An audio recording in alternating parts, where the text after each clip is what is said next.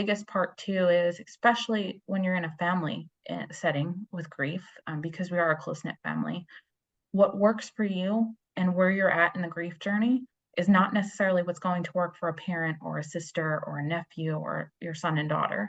Um, and accepting that and meeting the person where they're at is huge, because it caused a lot of friction in the beginning, right? If what grieving looked like to one person was not what it looked like to another. And we just had to start to understand that we all are missing the same person, but we're missing different versions of that person. This is Power Ace Radio. Okay, so hello everybody, welcome to PAR Real Talk. And this is Pali, your host. And today I have an amazing guest on the show. If I get you to introduce yourself, tell us where you're from and what you do, please. Absolutely. Thank you for having me. My name is Alexandra McGroarty, Alex for short. I am from New Jersey in the US. I am a small business owner. I own an HR consulting firm, and I'm also an author. I recently just released my second book, So Now What? Harnessing Grief After Life's Major Losses. It's written from a perspective of someone who's lived it versus what I call your true experts, right, in psychology and doctors of medicine. And so it's really that perspective of an individual who's gone through grief and how she's handled it. That's great. Thank you so much for the concise summary. And so you said you've written 2 books. Yes. Right? How has the journey been? It's been wonderful. I've always been a writer. I've loved to write ever since I was little. I would write chapter books for myself. I even submitted them to some publishing houses when I was little, thinking I was going to get my start there. But not to deter me, I started back on my journey last year of writing. And so if I put my HR consulting hat on, I do a lot in the diversity, equity, inclusion space, specifically women's equity in the workforce. And so got my start there. I worked on women's equity work, how we can bridge the gap of women's equity in the workforce. And that was my first book. So women's equity in the workplace. Yeah. So are you more focused towards women or just overall? Yeah, so I'm a certified diversity professional in the United States, which really started my journey in the DE&I space. As a young individual in corporate and as one of the only women on my leadership team when I was in corporate, that's really where my focus came from. And so while I help my clients with all diversity, equity, and inclusion work, I spend a good deal of my time in women's equity. Oh, super. So, and how long have you been doing this for? Yeah. So I've been in HR for just over 12 years now. I left the corporate world about 2 years ago and started my own firm from a consulting perspective. Oh, super. Yeah. So as I say, I would say you've always worked for the man. Yes. And then now you're like, okay, well, let's start my own. Absolutely. Yeah. Me and my husband during the pandemic, we're just so burnt out. And I will always remember this conversation. We were sitting in our basement and we just looked at each other and we're like, we're just tired of like finding and working for other people's dreams, and being on a computer 24/7 and being available to anyone now that they know you're home for the last 2 years. And that was really started as a side project. We didn't intend it to be a full-time business, but it quickly scaled up. And so we were blessed to be able to make the move out of corporate. Oh, that's really cool. That's really, really good. Let me go on to my next question. Sure. So this book, you said it's called So Now What, right? Yes. Yep. And it's more for people that are grieving after a major loss. Yeah. Can you tell us a bit more about this book? Absolutely. So almost 2 years ago now, I lost my husband unexpectedly. He was 39. His name was Michael. And I went from a wife and a mom of two and a co-business owner overnight to a single parent, to now somebody that was getting their own children through grief and the family through grief because we're a really close family, and just navigating a space that I never thought I was going to be in. And it took a lot. And during that time, I'm an avid reader, so I reached out and looked at what resources were available. And what I was finding was a lot of spiritual based resources, a lot of works written by a psychologist or a doctor that may have not necessarily gone through grief, but is an expert in the space because of their education. And so I wanted something that just talked to me as a person. Me as, hey, I went through a similar situation as you, and here's what I did to get through it. And it may or may not work for you, but go and try it. And so that was the lens that I took once I felt like I was far enough on my journey to be helpful to others and not so stuck in my own grief every day. I really started to put together, well, what does grief look like in other areas of the world? And how do other people deal with death? And what resources are out there besides your traditional reading and therapy and groups? And so what does that look like? And then what are some unexpected gifts, perhaps, of grief and knowing someone that you love so much and being able to take their story forward? Mm, wow, that's so deep. I'm sorry to hear about your husband. Thank you. Um, but you, wrote this book from your own perspective, Yes. trying to help other people Yeah. in that same situation. Yep. That is really, really commendable. So it's a very personal self approach to you It is. writing that. Yeah. So I start the book by saying, it's almost an unwritten rule of every grief book. We have to define what grief is. What are the stages that you go through? And so we start a bit traditional. And then we merge into, in the US particularly, I find us to be a death denying culture. We focus so much on preserving and living that we almost shy away from a very uncomfortable conversation around death. And so a lot of us aren't prepared to have conversations around it when it happens, and we're stunned and we're in such grief that it takes so long to have conversations that need to be had and to help other people. And so I explored other areas of the world and other cultures and how do they handle death and grief and what does that look like to them. Um, and loss in general. It doesn't necessarily have to be a death, but just a mourning situation.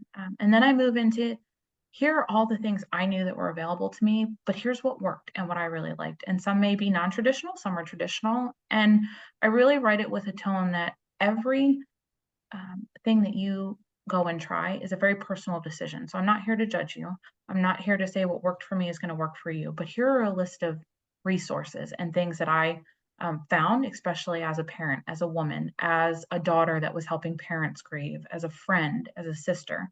Um, and so it was meant for anybody that's going through loss.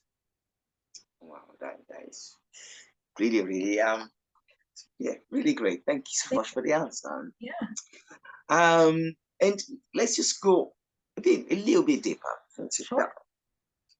sure. Okay, so you're a motivational speaker, you're a writer, you do all this, Yeah, trying to help others. How do you sort of get to help yourself? yeah. Because a lot of the time we're too busy trying to, I don't know, fight the fire on other people, but then we need to put out the fire on ourselves too. Absolutely, absolutely.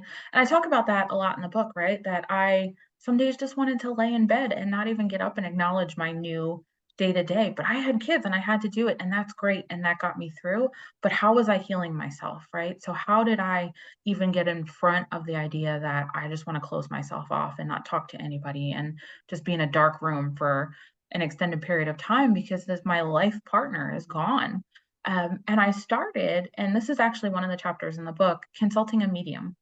So someone who speaks to through my husband to me on the other side. And I know that that's taboo for some people and not for everyone. And you have to find the right person, right? There's a lot of people out there that claim to be something that they're not. And I was lucky enough through a therapist that I knew to be introduced to this individual, Marianne Kelly, who's also based in the United States but works around the globe. Um, and I just started to have conversations with her, not really hoping for anything. I think going into it, it would have been great to get the why did this have to happen? What could we have done differently? And just knowing and starting to accept that I'm never going to have those answers, right? Like things happen, and I'm not going to have the greater reason as to why they had to happen the way that they happened. And that's part of acceptance on the journey, too, right? Like, here's your new state. You might not agree with how we got there. You might not understand how we got there, but this is where we're at. And so we have to start to work forward. Because what I was finding was I would go through a period of being super sad, then I was angry, and I was projecting that onto others, right? I was angry that this was my life. I was angry that my husband was gone. I was sad that the person that was my soulmate is no longer here. And why did this have to happen to me? And why couldn't it happen to somebody else? Um, but it wasn't just that. I very quickly understood I need to get myself right too. And so I need to find therapy that works for me. And again, that was a personal decision that worked for me. um, and have open and honest conversations with others about how I was feeling and hearing how other people felt. Very early on, I joined a grief group. And while that's great for others, I found that they were grieving people in different stages of life. So there wasn't anybody that was my age that looked like me. It was very much someone that may have lost their spouse or partner at 70 years and above. And so their problems or their issues that they were facing were very far into the ones that I was facing. And so it wasn't about, well, what do I do with my kids now? And how do I explain this to my kids? It was more about um, different life stages. And so I removed myself from that group, thankful for the experience, but knowing that it just wasn't something that was going to help my heart. So it's about trying new things and seeing what works for you. And I think the biggest part too is, especially when you're in a family setting with grief, because we are a close knit family, what works for you and where you're at in the grief journey is not necessarily what's going to work for a parent or a sister or a nephew or your son and daughter. Um, and accepting that and meeting the person where they're at is huge, because it caused a lot of friction in the beginning, right? If what grieving looked like to one person was not what it looked like to another. And we just had to start to understand that we all are missing the same person, but we're missing different versions of that person. Oh wow, that is really really deep. Because like for me, I saw one of my friends died recently, and we went to the funeral yesterday, and there's a lot that came out of it. Like some people were sad. Um, people obviously, as you say, some people will be angry at this situation, not because oh yeah, not at somebody else, but just at the situation. Yeah. So if one of your clients came and go, oh yeah, this is all the problem, blah blah blah, it's not worth it, blah blah, what sort of advice would you give to somebody who is just so down there and think of this is all really really, why, what's the point in living? Yeah, What absolutely. advice would you give to them? I'm super sorry for your loss. That's always tough. Um, what I like to say to my clients or those that I'm speaking with is your grief is very much your own. You're an expert in your own grief, right? And how my grief is, I'm an expert in that grief. And so I'm going to share with you what worked for me or what other resources are out there, but it might not necessarily be the path that helps get you back to where you want to be. I think there's a lot of stock in the grief model. I think we traditionally think it's very linear, and it's not. You can be in sadness and get to acceptance quicker in certain areas. You can be in anger and denial and go back to sadness. And so it's understanding where you're at today, understanding where you want to be, knowing that yes, your life is different, but that doesn't mean it's over. I think very much in the beginning, I was like, I'm 33. Where do I go from here? Like, what do I do now? I had plans to have grandkids with this person and we were going to retire together. And now that's just not what my life looks like. And so it very much was an acceptance around the life that I thought I was going to have is not the life that I'm going to have. But that doesn't mean that life isn't going to be great one day again. Right. And so it takes getting through those stages of grief to get there. Knowing that that individual is not alone, right? Your grief may be very unique to you. You might feel alone, but there is such a huge supportive community. You just have to find that community that fits with you. So if you are someone that is in an elder generation, maybe joining a support group that fits your lifestyle, makes sense to you. If you're someone that believes in mediumship, maybe that's where you need to go. If you're someone that draws comfort from reading, here are some resources that worked for me. If it's spirituality, How do we get you involved in something that means to you? And so I really found that I started to move along more when I was around the people that spoke to me, when I was doing things that spoke to me, and when I accepted the fact that I'm still here. Obviously, my journey's not done. And so I have to figure out while I'm still here, and let's use that for good. And that's one of the unintended gifts of grief, right? Like you are still around. So what can you do to make the most of your journey? Oh, wow. That's really, really deep. Thank you so much for that. Yeah. Uh, Let me kind of don't have no comment on that one. I just move on to my next question because blew my mind. Um, Maybe I already have the answer to this, Yeah. but I will ask you anyway. So, as a motivational speaker, you're an author as well. What do you think sets you apart from other others in your field? I Yeah, suppose. absolutely. And I say this as almost an acknowledgement or in the first page of my book. I am not an expert, right? I am an everyday person. I am the mom that you see on the soccer field. I am the small business owner that you see at your networking events. I am someone that has lived this path. So I speak from the I and not the you, right? I don't portray my expert beliefs on you. I don't come with a huge foundation of research, though I've added some into this book. I just talk to you like you're that person that is my friend that is going through something similar to I did, and I want to help you as much as possible, but also know I can't go on your journey for you. Wow, that's really cool. Yeah, Because at the end of the day, most people try so much about solving the problem, yeah, especially when somebody comes to you, they're like, "Oh yeah, this is how I feel." It's always thinking, "Oh yeah, your job is fixing their yeah. problem." And that's one of the things that I say. I've adopted this because somebody that was really close to me started doing it, and it's super helpful.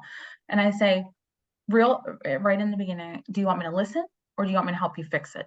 So do you just need an ear to say, here are all my problems and I just need to get them out to somebody? Or do you want to tell me what it is and for me to give you advice and what's going to help? Because we're so quick to want to fix it and be helpful that sometimes makes the person angry or sad or upset because that's not what they want. They don't want to hear another person telling them, here's what you should do, right? Here's what's going to fix you.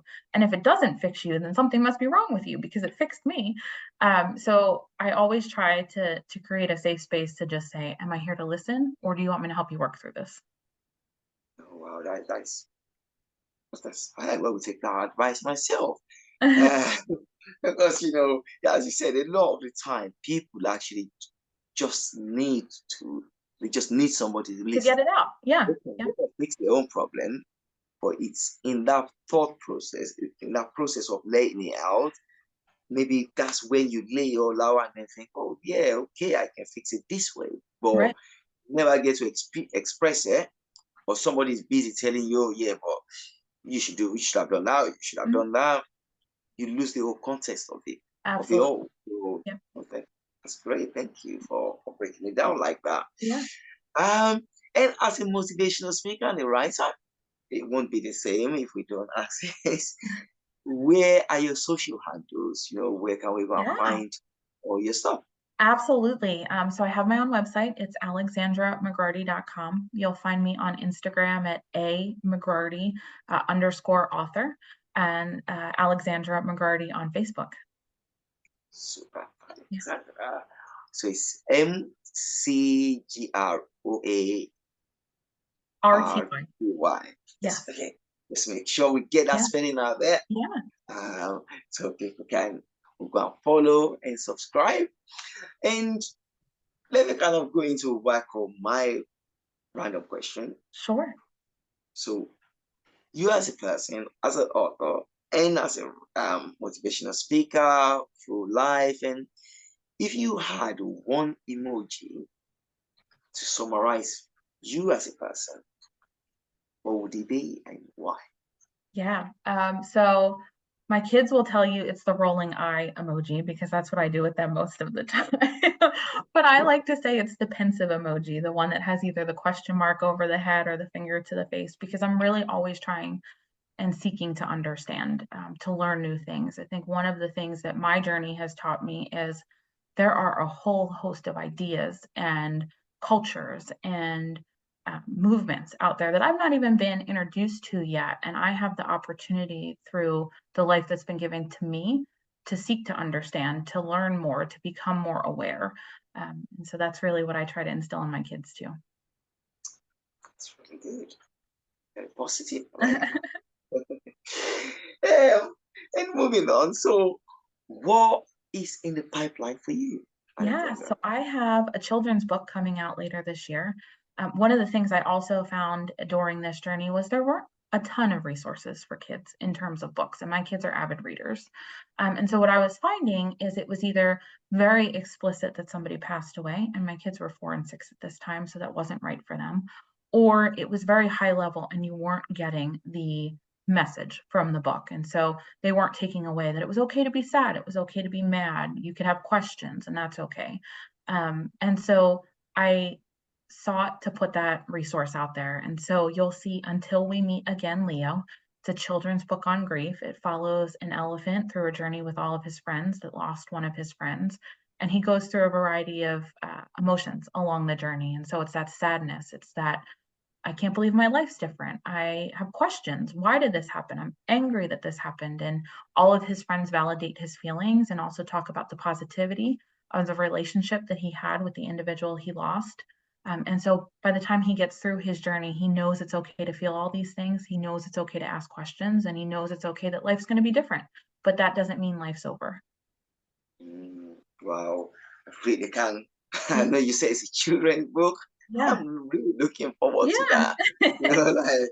Like, because a lot of the time, especially as adults, we just read and read and read and read and read, but you might miss the most basic things. Exactly. Whereas in this children's book, already you summarizing it, I'm like, oh, I think that's all just gonna hit the Yeah. nail on the head, like. So yeah, well, that's really great. And when is this book coming out? It is due out either late summer or very early fall. It'll be on Amazon and Barnes and Noble, and it'll be available worldwide. Super. As I was saying, that the children's book page kind of will obviously hit the nail on the head, and a lot of the time is that maybe a summary of what's going on Right. might just be what we need. So yeah, in that stage where you're already, you can read all the book, but the idea is not to just read it like a story. You need to take something out of it. Absolutely. So, Absolutely. be honest, what happens next, Leo? Did you say? I am Until we really meet looking again, forward Leo. to that. Yes. When we meet again, Leo.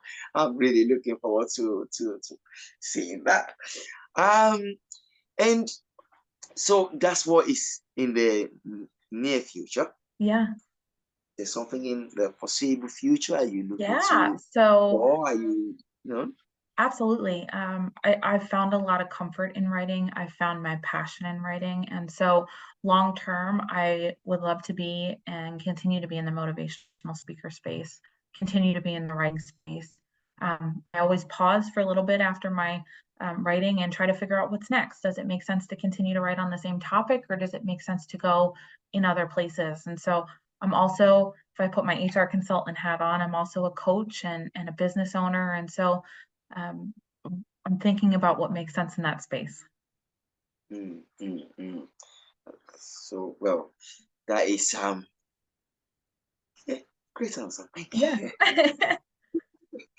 And so as we're wrapping up, Yeah, what would you like to say to your viewers that are watching this? absolutely. So one, thank you. I'm always very appreciative of being in front of new audiences. If you're in mourning or you know of someone that you're supporting in mourning, I think this book is for you for sure. Um, we talk a lot about the well-meaning and well-intentions about what we normally say to somebody, and how that might not necessarily be helpful. And it just takes a different approach and a different lens on how do I support somebody that's also going through this journey. So you don't have to necessarily be going through it yourself to find something from this book. So thank you for the closing remarks. Absolutely. Um, and is there anything else you'd like to say to me or generally, you know? Yeah. Thank you so much for having me. Anyone that's interested, again, can find So Now What? Harnessing Grief After Life's Major Losses on Amazon and Barnes and Noble. And would just love to hear your feedback if you're somebody that's going through it, if you're somebody that could draw help or comfort in this. I'm always here for a listening ear, and would love to hear your thoughts on the book. That is really great. Thank you so much for that closing remark.